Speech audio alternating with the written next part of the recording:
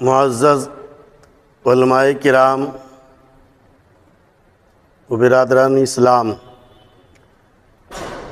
محنت مزدوری کرنا ہمارے نبی کی سنت ہے۔ رزق حلال کے لیے دوڑ دھوپ کرنا، محنت کرنا اللہ کو بہت پسند ہے۔ اللہ کے رسول صلی اللہ علیہ وسلم نے ارشاد فرمایا، الکاسب حبیب اللہ، محنت سے کمانے والا اللہ کا محبوب ہوتا ہے۔ مذہب اسلام نے رزق حلال پر کافی زور دیا ہے۔ تمام انبیاء علیہ السلام کو حکم دیا گیا، یا ایھا الرسل کلوا من الطیبات واعملوا صالحا، اے رسولو پاکیزہ چیزیں کھاؤ اور نیک عمل کرو۔ یہی وجہ ہے کہ تمام انبیاء علیہ السلام دعوت و تبلیغ کے ساتھ رزق حلال کے لیے کوشش اور محنت بھی کرتے تھے۔ چنانچہ حضرت آدم علیہ السلام زراعت کھیتی باڑی کرتے تھے اور کپڑا بننے کا کام بھی شروع کیا۔ حضرت نوح علیہ السلام لکڑی کا کام کیا کرتے تھے، کارپینٹر کا کام کیا کرتے تھے۔ حضرت ادریس علیہ السلام درزی ٹیلرنگ کا کام کیا کرتے تھے۔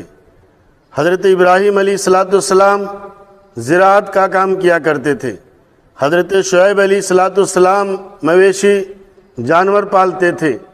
حضرت موسیٰ علیہ السلام غلہ بانی کا کام کیا کرتے تھے۔ حضرت داؤد علیہ السلام زرع بناتے تھے۔ خود ہمارے اور آپ کے آقا جناب محمد رسول اللہ صلی اللہ علیہ وسلم نے اجرت پر بکریاں چرائیں، تجارت بھی کی، زراعت بھی کی۔ ہر نبی کوئی نہ کوئی پیشہ اختیار کیا۔ خود اپنے اسلاف کی زندگیوں کا جائزہ لیں۔ ہمارے علماء، فقہا، مفسرین، محدثین، بزرگان دین، اولیاء کرام جہاں قرآن و حدیث کا درس دیتے تھے، جہاں مدارس اسلامیہ میں قال اللہ اور قال الرسول کی صدائیں بلند کرتے تھے، وہیں اپنے معاش کے لیے مختلف پیشوں سے وابستہ تھے۔ حالانکہ اپنے زمانے کے مقتدی پیشوا محدث زماں ہوتے تھے۔ کسی نے کپڑے بننے کا کام اختیار کیا، کسی نے روغن سازی کا پیشہ اختیار کیا، کوئی قصاب اور حلوائی، کوئی برتن بناتا تھا، کوئی لوہار، کوئی چکی چلاتا تھا اور کوئی صابن بناتا تھا۔ رزق حلال کے لیے کوئی نہ کوئی پیشہ اختیار کیے ہوئے تھے۔ ابو علی دہان تیل فروش تھے جو بہت بڑے محدث تھے۔ علامہ ابو حمزہ اور علامہ ابو الحسن کپڑے بنتے تھے، اپنے زمانے کے جید علماء میں شمار ہوتے تھے۔ امام ابن جوزی اتنے بڑے محدث ہونے کے باوجود کپڑے کی تجارت کیا کرتے تھے۔ حافظ الحدیث ابن رومیہ دوائیاں بیچتے تھے۔ فقہ کی مشہور کتاب مختصر القدوری کے مصنف کا نام اس لیے قدوری پڑ گیا کہ وہ ہنڈیاں بناتے تھے۔ خود امام ابو حنیفہ رحمۃ اللہ علیہ اتنے بڑے محدث اور اتنے بڑے فقیہ، اتنے بڑے امام ہونے کے باوجود کپڑے کے بہت بڑے تاجر تھے۔ عبداللہ ابن مبارک رحمۃ اللہ علیہ اتنے بڑے محدث تابعی ہونے کے باوجود کپڑے کے تاجر تھے۔ امام بخاری رحمۃ اللہ علیہ کے استاذ حسن بن ربیع کوفی بوریے بیچتے تھے۔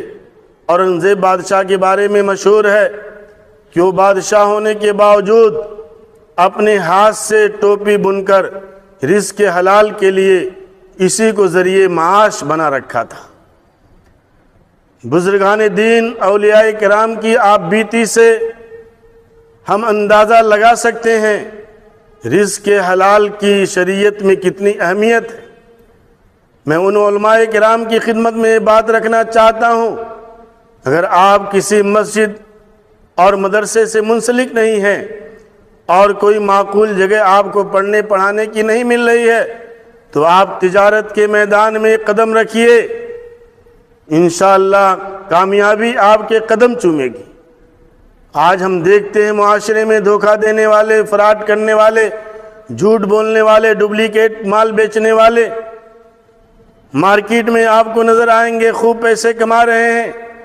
اگر آپ سچے تاجر بن کر سنت کے مطابق اگر آپ تجارت کریں گے تو انشاءاللہ بہت جلد آپ کامیاب ہوں گے۔ وقت کا تقاضا ہے کہ علماء حفاظ بھی تجارت میں آئیں۔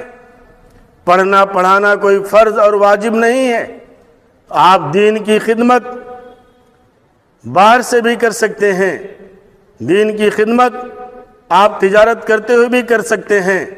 دور حاضر میں علماء کے پاس پیسہ ہونا چاہیے، مکان ہونا چاہیے، گاڑیاں ہونی چاہیے۔